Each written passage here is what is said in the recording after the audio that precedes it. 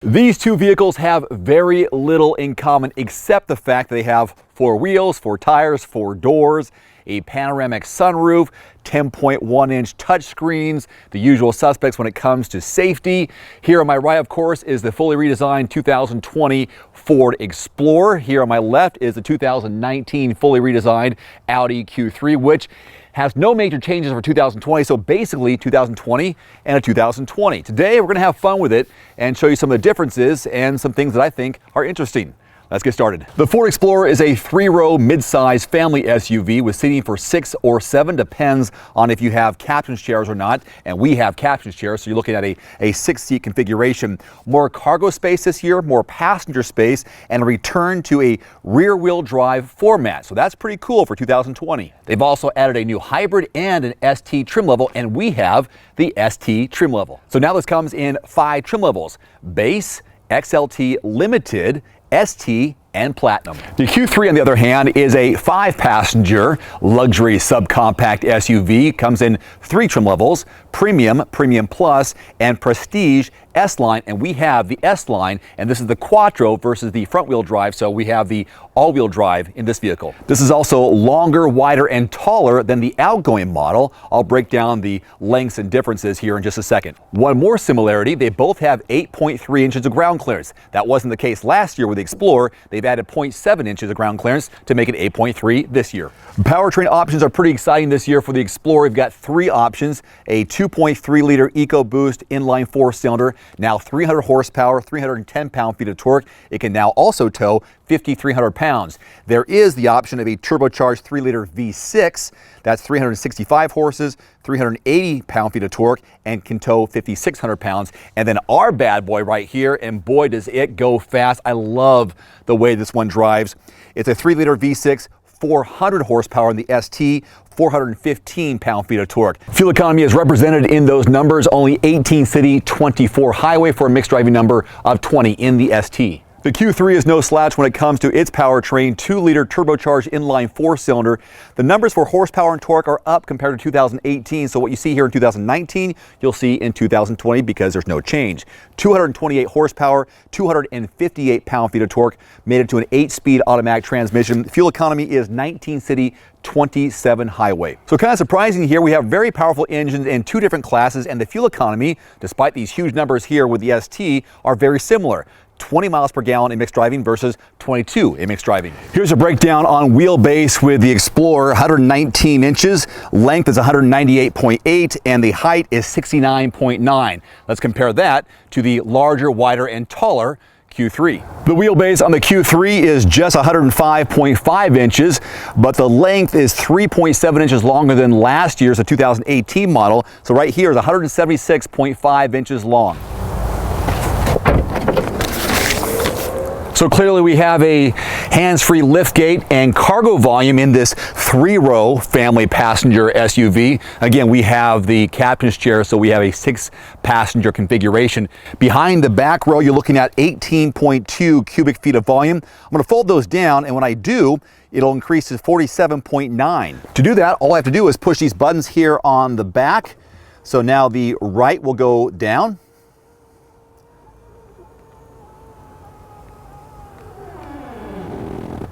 And now the left goes down.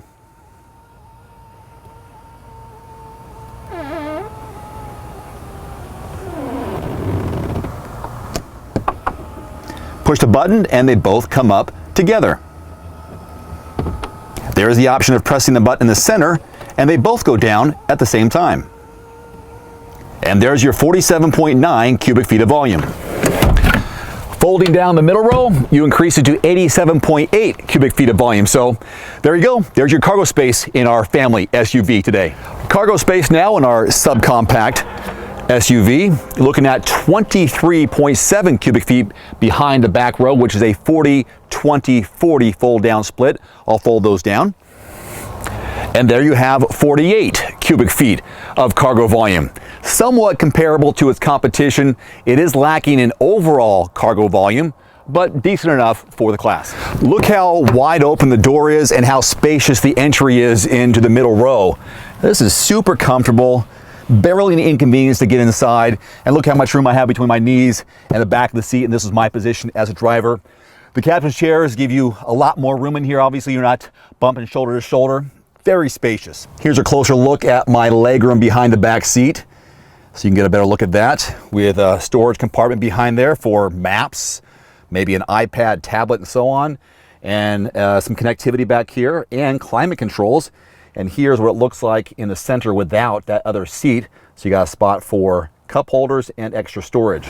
Well, I have the entire panoramic sunroof revealed, so now here's my headroom, which is not a problem whatsoever with that. And it creates a lot more openness inside the cabin altogether. It looks like a huge vehicle, looks more full-size than mid-size.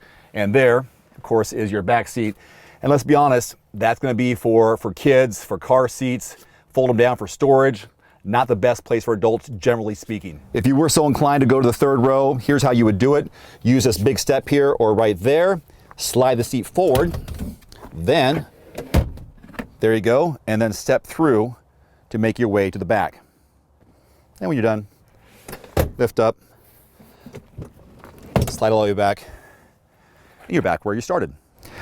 Now, don't get too excited, but also don't get too disappointed when you see my position in the back seat. This is my driver's position, and here's what I look like. Again, I'm 5'11", and here's how I sit in the back of this subcompact. A little bit of room, but Audi gives you some indent in the back seat, plus a netting here for your maps or tablets. So it's okay considering my size. And remember, because the vehicle is longer, wider, and taller than last year, some of that space was allowed here in the middle row for more passenger space, and that's exactly what you see here, especially for me behind the driver's seat. And just like the Explorer, we too have a panoramic sunroof moonroof in the Q3, obviously not as large as the midsize has to offer, but still nice. So take a look at my headroom. We do have an indent here in the roofline because I need some more room because the panoramic sunroof does not go back all the way behind my head, but they've made enough room here for taller passengers in the back. And unlike the Explorer, we have 2 USB ports in the back of the Q3 as opposed to 1, but no climate control options like the Explorer does. Let's go ahead and start up the Explorer. Beautiful screen here in the center, lots of good graphics. Yes, the vehicle's on, I understand that. Ford Performance. Now this might be a little controversial for some people because we have a vertical 10.1-inch touchscreen as opposed to maybe something horizontal. So it looks like a tablet or iPad up on its end. It does have Apple CarPlay and Android Auto for 2020. Climate controls down below, just to give you a look at how it lays out. Dial for our 10-speed automatic. Automatic park brake. You got the auto on and off. I'm going to turn this dial here. I'm going to show you the different drive modes available. First off, we have deep snow and sand. I turn it over. First off, we have deep snow and sand. We've got trail options, slippery, normal, eco, and sport, and some good color associations with all those different drive modes. By pressing this button here, we have a parallel park out option, so it'll help you park the vehicle. Really comfortable seats here for the ST trim level. Nice bolstering in the seats and a comfortable position for me as the driver. Push button start, like you see in most vehicles in 2020, 2019. I really like this 10.1-inch touchscreen, nice widescreen integrated here into the dash, nothing protruding. And then we have a beautiful instrument cluster. This is a 12.3-inch, nice wide, configurable instrument cluster, so I can make these different, just like that. There's also 3 different view options that you can do by playing with some of the settings. And these settings are pretty intuitive. They've got really beautiful graphics here to tell you about the car, news and weather. So if you want to look at the vehicle, Audi Drive Select, so there are different drive modes, which also can be selected down here. Drive Select is the same as this here. So there's 5 drive modes here. And here we have a USB-C and the regular USB port. And there's your shift knob, park brake there. Steering wheel mounted controls. A little getting used to here. The volume is actually on the right-hand side as opposed to the left-hand side. This will change what you see in the center, so I can change that view by changing maps, for example. Different spots. There's the radio, scrolling through audio channels. That's kind of nice. Look how beautiful that is.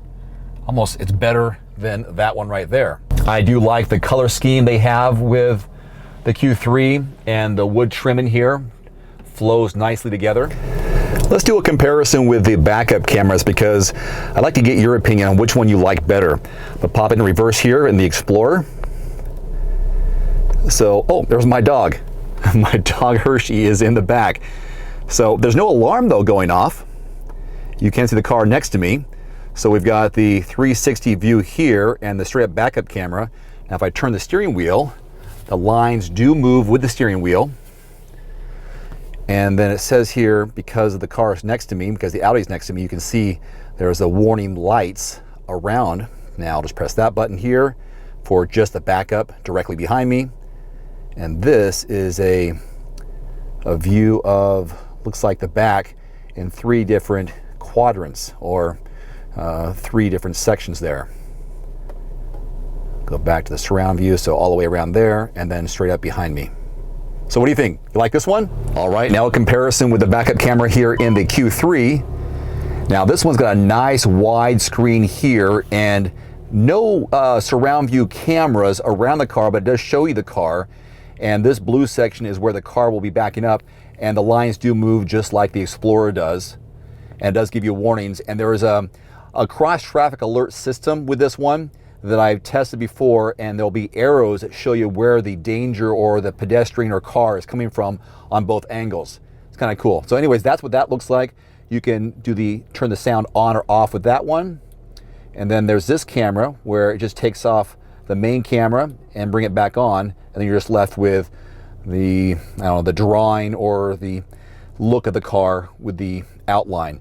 And then these little lines here will show you where the danger is. So right now it's recognizing that the Ford is right next to us, and that's why you see that white line illuminated. So what do you think about this one compared to the Ford? Here is where Ford puts their wireless charging pad for compatible phones. Kind of an interesting location, don't you think?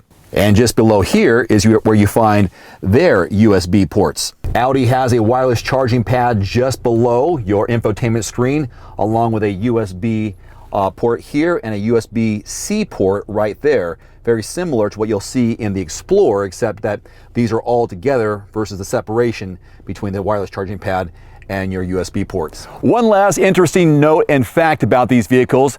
The Explorer has a lower starting MSRP of $33,000, whereas the Q3 starts at $34,700, but of course, this one goes up to about $58,000. What you see right here is a $55,000 vehicle. The highest this one goes is $43,000. Obviously, they don't compete. Talk about a midsize SUV versus a luxury subcompact SUV. I just thought it'd be kind of fun to showcase the differences, some similarities, and just give you something new to watch. And I appreciate your comments below. Tell me what you think of these vehicles individually, comparatively. Would you buy one over the other? Let's have fun with it, okay? Until next time, I'm Dave Erickson. Thank you so much for watching, and please subscribe. I'm uploading 2, 3, 4, sometimes 5 new videos a week. I don't want you to miss anything, so please take 2 seconds, click subscribe. I'll see you next time.